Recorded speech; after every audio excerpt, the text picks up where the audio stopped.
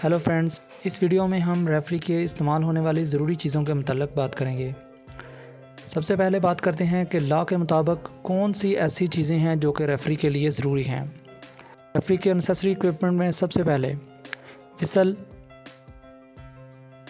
दूसरे नंबर पर वॉच, तीसरे नंबर पर रेड एंड येलो कार्ड यानी पेनल्टी कार्ड, चौथे नंबर पर नोटबुक मैच का रिकॉर्ड रखने के लिए।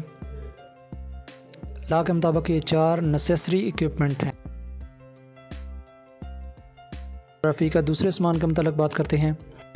बीप फ्लैग्स, हेडसेट, EPTS या दूसरा फिटनेस जांचने वाला सामान। इसके अलावा रेफरी के सामान में शामिल हैं टॉस कॉइन, निकर और रेफरी की जर्सी। रेफरी की जर्सी जो कि एक से ज़्यादा और मुख्तलिफ कलर्स की होनी चाहिए।